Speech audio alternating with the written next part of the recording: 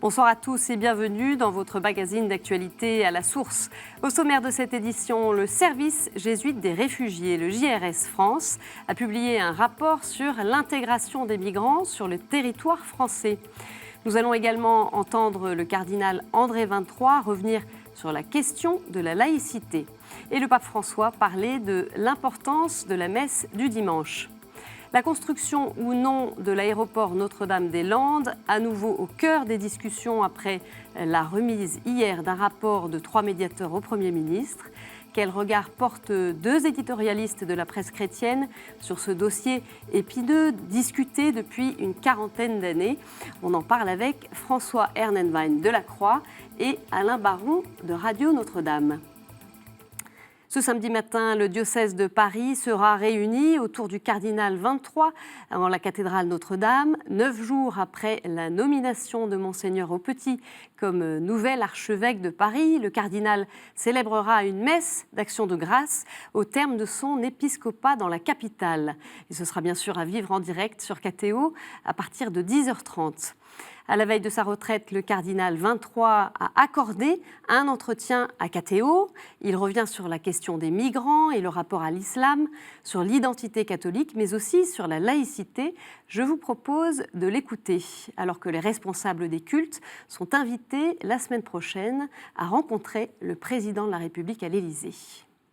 Depuis que je suis archevêque de Paris, et même un peu avant, j'ai plutôt eu le sentiment de vivre une laïcité équilibrée avec les pouvoirs publics. Cette semaine, nous avons eu à l'hôtel Matignon la réunion annuelle de l'instance de concertation entre le gouvernement et l'Église catholique. Et ça a été un moment d'échange très direct, avec des positions qui n'étaient pas forcément celles de nos interlocuteurs, mais avec lesquels on a pu échanger et desquels on a eu à plusieurs reprises des invitations expresses à nous exprimer dans des débats qui ont lieu. Voilà, l'intégralité de cet entretien est diffusée ce vendredi à 19h40 sur KTO, à voir également sur le site internet de la chaîne. Avec Philippine de Saint-Pierre, le cardinal XXIII livre aussi quelques ressorts de sa personnalité et la manière dont il aborde cette nouvelle étape comme archevêque émérite de Paris. Hier soir, le service jésuite des réfugiés, le JRS France, a publié un rapport sur l'intégration des migrants sur le territoire français. Le document a été remis au député de La République En Marche, Aurélien Taché, lors d'une rencontre dans les locaux de Sciences Po à Paris. Ce rapport propose des pistes de réflexion pour répondre au mieux aux difficultés rencontrées par les demandeurs d'asile. Nous avons demandé à un jeune réfugié syrien, Nour, quelles étaient pour lui les priorités pour améliorer l'intégration. Il répondait aux questions de Gabriel Massé. Je pense que l'intégration des réfugiés peut bien se passer si on a un meilleur accès à la langue et à la formation et à la culture. Donc la langue, ça veut dire des cours de français dès le début de son arrivée. À la culture, c'est par tout ce qui est initiative bibliothèque et d'autres initiatives culturelles et de société civile, et un meilleur accès à la formation, donc la formation universitaire ou professionnelle. Des propositions que l'on retrouve dans le rapport publié hier et qui sont issues de l'expérience de terrain de l'association jésuite créée en 1980. Et puis j'ajoute que le député Aurélien Taché remettra son rapport au gouvernement en février prochain pour que des mesures puissent être, selon lui, mises en œuvre d'ici septembre. En fait, l'action, elle se décline toujours dans ces 3 verbes: accompagner, servir et défendre. On accompagne comme Jésus a accompagné les pèlerins d'Emmaüs, on commence à parler, on essaie de comprendre le désir des personnes qu'on a en face de soi pour les servir, et une fois qu'on les sert, on s'assied, c'est ce que j'ai dit tout à l'heure, on s'assied pour savoir comment est-ce qu'on doit travailler les structures pour défendre les droits de ces personnes.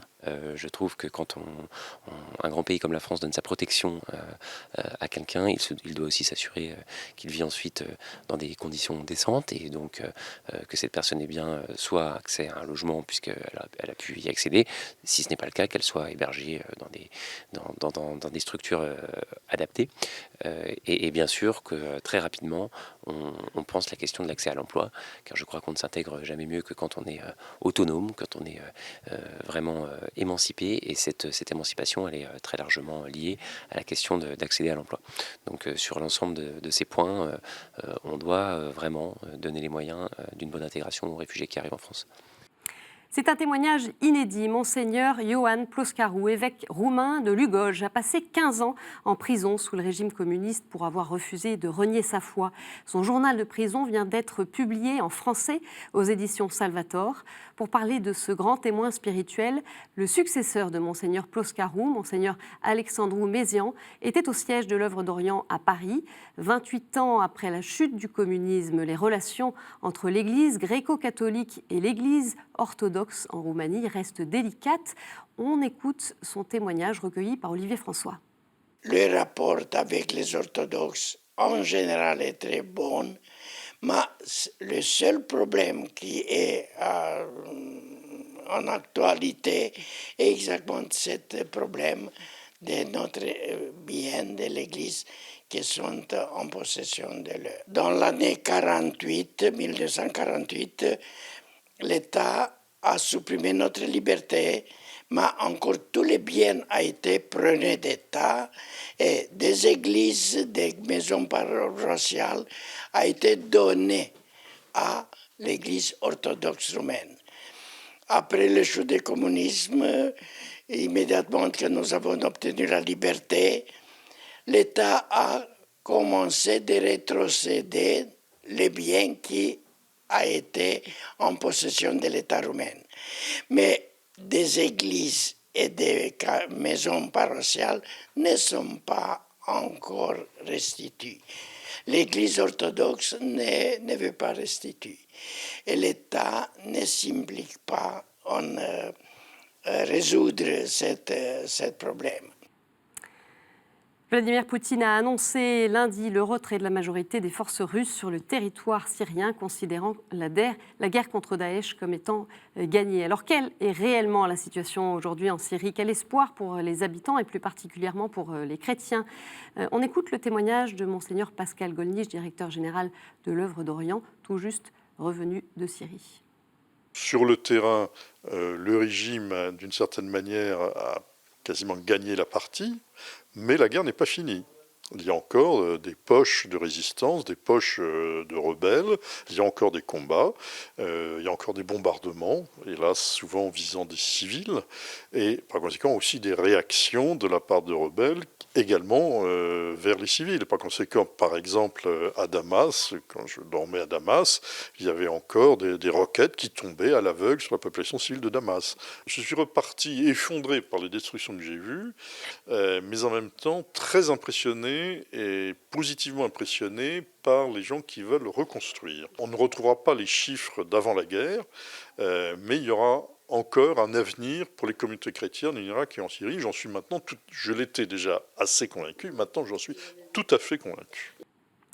En Chine, on apprenait le décès de Monseigneur Matthias Yu Chengxin, évêque clandestin de Hanzhong, ville de la province du Shaanxi. Monseigneur Chengxin avait passé plusieurs années en résidence surveillée, puis dans un camp de travaux forcés. Au Vatican, hier, lors de l'audience générale du mercredi qui s'est tenue dans la salle Paul VI, le pape François a repris la série des catéchèses sur la messe. Il a répondu à la question « Mais pourquoi aller à la messe le dimanche ?» Une question importante pour le Saint-Père car la célébration dominicale de l'Eucharistie est le centre même de la vie de l'Église. Il a profité de l'audience pour rappeler le sens du dimanche et l'importance du repos dominical pour que celui-ci soit un jour de fête, de joie. On écoute un extrait. Un certain nombre de sociétés sécularisées ont égaré le sens chrétien du dimanche illuminé par l'Eucharistie. C'est dommage ça. Dans ces contextes, il est nécessaire de raviver cette conscience pour récupérer la signification de la fête. Nous ne devons pas perdre le sens de la fête, le sens de la joie, de la communauté paroissiale, de la solidarité, du repos qui restaure l'âme et le corps. Le pape François qui a célébré mardi la fête de Notre-Dame de Guadeloupe depuis le 12 décembre 2014. Le pape préside la messe à la basilique Saint-Pierre pour fêter Notre-Dame de Guadeloupe, très vénérée en Amérique du Sud. C'est également l'occasion de rassembler de nombreux Péruviens, Boliviens et plus généralement tous les Sud-Américains qui sont présents en Italie. Vous avez pu en voir quelques images. Et puis, vous pouvez la voir en ce moment devant l'Institut du monde arabe. Elle a parcouru 60 000 kilomètres à la rencontre des chrétiens d'Orient. La 4L de Vincent Gélo l'a emmenée dans 22 pays, au Proche et au Moyen-Orient, en Afrique et même jusqu'en Asie. Une épopée qu'il a racontée hier à l'occasion de la sortie de son livre « Chrétiens d'Orient, périple au cœur d'un monde menacé ». Un recueil de témoignages qui retrace son voyage et celui de sa 4L. La 4L date de 88, on a le même âge, elle et moi. Elle s'appelle la Habibi Mobile, donc c'est un petit clin d'œil à la Pape Mobile. Et cette voiture a été un peu tout pour moi, ça a été mon moyen de transport bien sûr, mais également ma maison, mon abri, surtout lors des grands froids, dans le Caucase par exemple, quand il faisait moins 25 degrés la nuit. C'est vraiment au fur et à mesure du voyage, alors que les mois défilaient, que petit à petit la dimension missionnaire a pris son sens. Parce que quelque part cette voiture était porteur d'un message des chrétiens d'Orient. Et donc elle a vécu cette 4L, elle a subi des chocs que vous pouvez voir. J'ai eu un accident assez grave en Éthiopie par exemple avec un camion, une myriade de pistes compliquées à franchir, d'obstacles, de mers à traverser aussi. Mais elle est allée jusqu'au bout, courageuse et héroïque. Et puis en cette période de l'Avent, eh bien, il est temps de découvrir certaines crèches. Vous pouvez notamment vous rendre à l'exposition Crèche du Monde, présentée jusqu'au 13 janvier à la maison Saint-Yves à Saint-Brieuc. L'occasion de découvrir cette nouvelle maison du diocèse, inaugurée en septembre et qui se veut un lieu d'église accueillant et ouvert. Plus d'informations sur l'exposition avec Odile Chardot, la responsable de l'animation de la maison Saint-Yves. Cette exposition, elle nous a été prêtée par le père Maurice de Bastard, qui est un des pères missionnaires des pères de Saint-Jacques à Guiclan, et donc qui nous a fait prêter ces différentes crèches. L'idée, c'est que les gens puissent venir en famille découvrir ces crèches du monde entier. Alors, particulièrement d'Haïti, puisque les pères de Saint-Jacques sont basés beaucoup en Haïti, mais il y a aussi des crèches d'Indonésie, du Japon, du Brésil, du Portugal. C'est que les gens ils viennent en famille, profitent aussi de l'ensemble de la maison, puissent faire le tour de la maison, visiter la chapelle, et puis passer un moment agréable et rencontrer aussi d'autres personnes. Et voilà, et pour en savoir plus sur la maison Saint-Yves et sur le diocèse de Saint-Brieuc, eh bien, vous pouvez retrouver Monseigneur Denis Moutel, qui était l'invité de la vie des diocèses ce lundi 11 décembre, une émission à revoir sur ktotv.com. On retrouve tout de suite le Père Vénard pour la chronique du jeudi.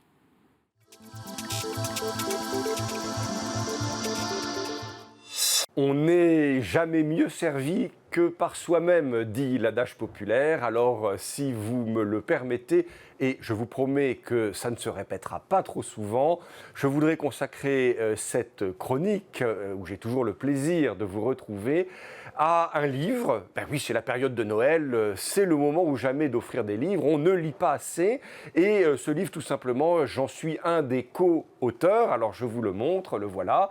Ça s'appelle, alors ça fait très sérieux comme ça, hein, la densification de l'être. Le sous-titre est peut-être plus explicite, se préparer aux situations difficiles. Alors de quoi s'agit-il à travers ce livre ? Eh bien, tout simplement de montrer à la fois que notre société nous fragilise et d'essayer de montrer en quoi elle nous fragilise physiquement, psychiquement et moralement peut-être aussi, et d'essayer de trouver des pistes. Alors nous sommes 3 pour parler dans ce livre, un médecin, psychiatre militaire, un colonel qui, en l'occurrence, est aussi mon frère, qui commande, et puis un aumônier militaire, votre serviteur, qui essaye d'avoir aussi une réflexion peut-être de nature plus métaphysique. Alors comment nous préparer à ces situations difficiles, en commençant peut-être la première d'entre elles, qui est tout simplement notre vie. La philosophe Anne Dufourmentel, que je cite dans mon avant-propos, dit ceci: « La vie est un risque inconsidéré pris par nous les vivants ». Belle formule qui montre que toute vie est prise de risque, toute vie est difficile à mener. Alors nous essayons à travers ce livre tout simplement de montrer comment, par des moyens finalement assez simples, nous pouvons, après avoir posé un bon diagnostic, essayer, selon une anthropologie très classique, de nous densifier, de trouver des solutions physiques, psychiques, métaphysiques pour affronter les difficultés, les combats de ce monde moderne qui nous entoure. Je vous souhaite à tous un excellent Noël, au plaisir de vous retrouver au début de 2018. Voilà, merci Père, et tout de suite la revue de presse.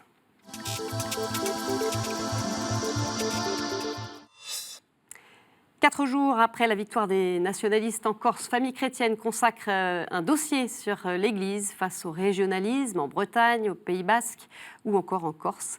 L'hebdomadaire consacre aussi un portrait à Monseigneur Aupetit, nommé archevêque de Paris par le pape François.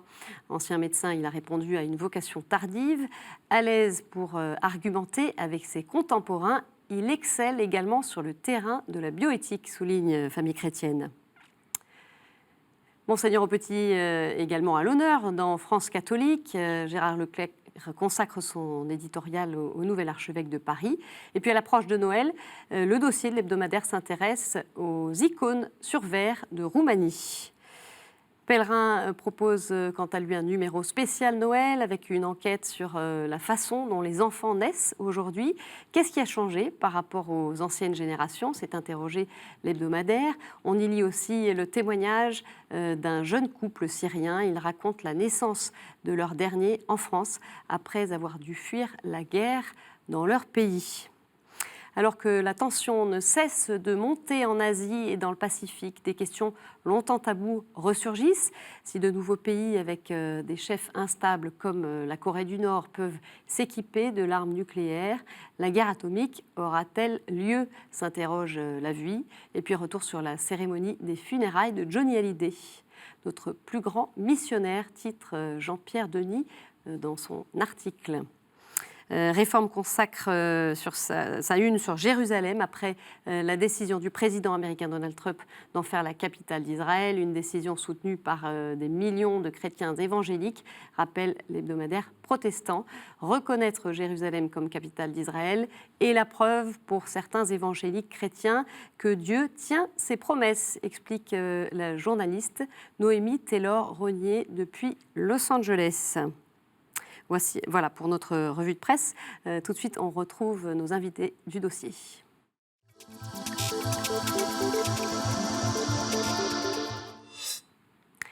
Lancé au milieu des années 60, puis relancé en 2000, le projet d'aéroport à Notre-Dame-des-Landes est au point mort.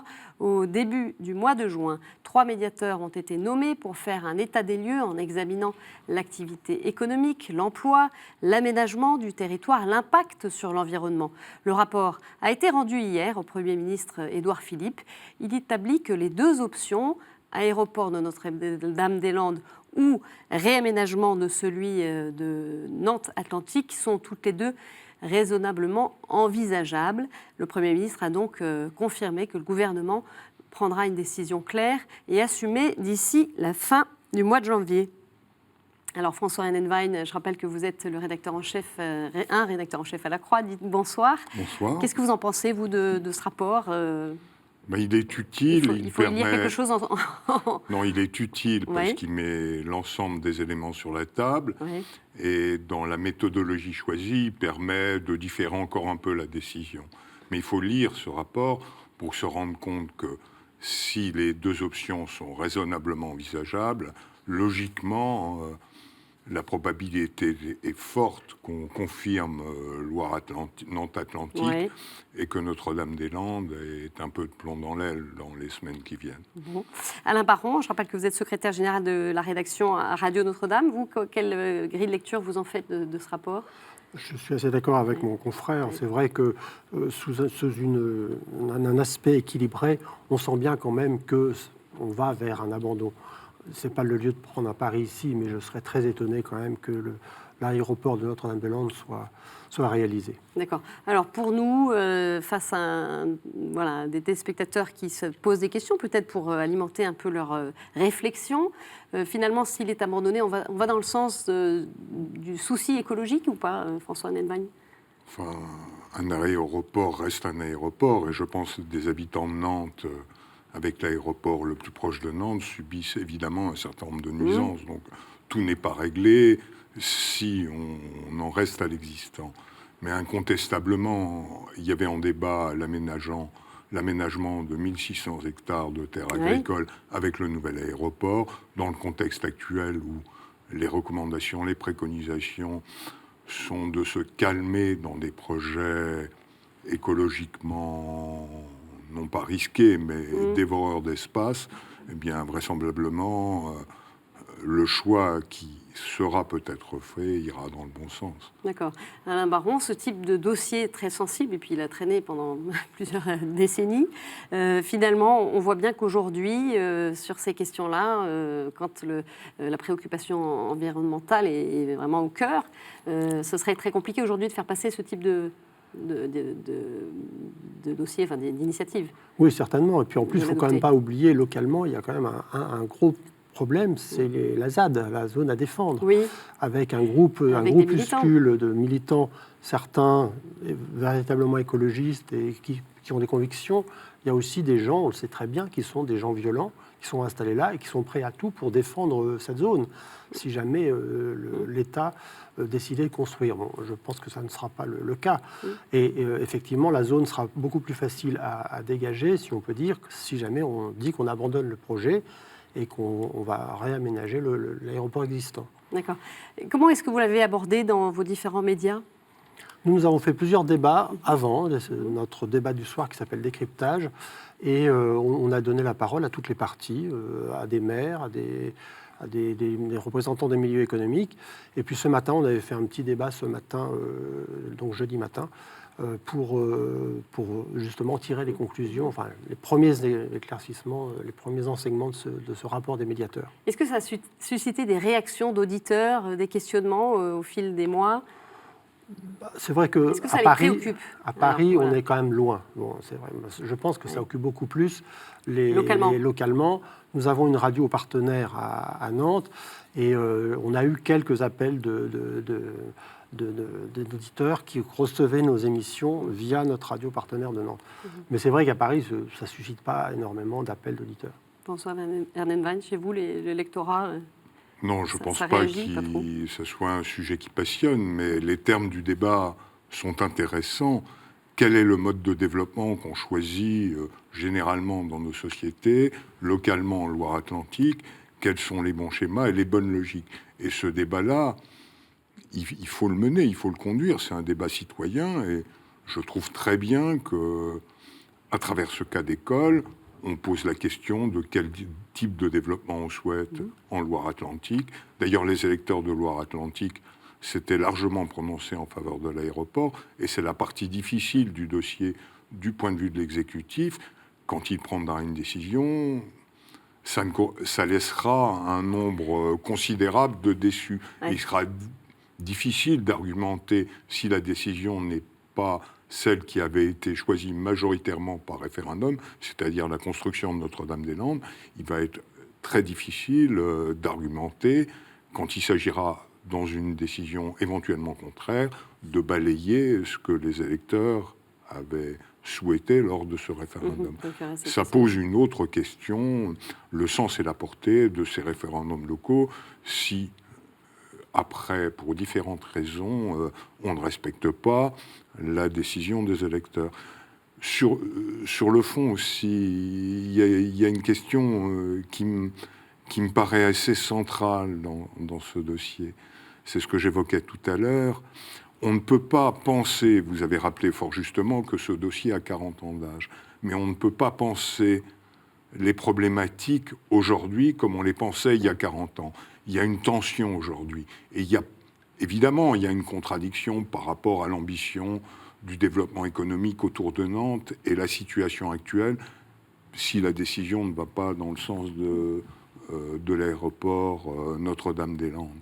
Il y a une contradiction, mais cette contradiction ne vient pas seulement parce que les acteurs ne seraient pas capables de penser la situation, mais parce que le regard du monde entier sur les enjeux environnementaux a beaucoup changé en 40 ans. Et ce qui rend la tâche difficile à Emmanuel Macron, qui se présente aussi... Qui récupère le dossier. Voilà, qui récupère le dossier oui. Au final, c'est comment soutenir un projet comme Notre-Dame-des-Landes, consommateur d'espace, etc., quand par ailleurs les préconisations consistent à dire en gros au pouvoir public, aux communes, aux villes, etc., d'arrêter de bétonner toujours et partout. Alain Baron. Oui, ce qui est intéressant aussi dans ce dossier, c'est que ça a dépassé les clivages partisans habituels. La gauche était divisée sur ce dossier. L'ancien Premier ministre, M. Jean-Marc Ayrault, était pour. M. de Rugy, qui est aujourd'hui président de l'Assemblée nationale, est farouchement contre. À droite, c'est pareil. M. de Villiers est contre. Bruno Retailleau, le président de la région, est pour. Enfin, ancien président de la région. Donc c'est assez amusant de voir tout ça. Mais je suis d'accord que ça pose un vrai problème de démocratie locale quand même. D'accord, il y a ça de l'autre côté dans la balance. C'est préoccupation écologique, mais en même temps souci démocratique. Il ne faut pas oublier aussi quand même que l'actuel aéroport, si on décide de l'aménager, de l'agrandir, ça apporte des nuisances sonores quand même importantes. Et les Nantais s'en plaignent. Et si on ne tient pas compte de cela, ils auront quelques raisons de protester. Affaire à suivre donc. Merci Alain Baron, merci François Ernenwein d'avoir partagé vos regards sur notre plateau. Vous pouvez revoir cette émission sur notre site ktotv.com et aussi réagir avec le hashtag à la source. Merci pour votre fidélité. Vous retrouverez ces jours-ci Olivier de Carenfleck. Très bonne soirée à tous. À bientôt, au revoir.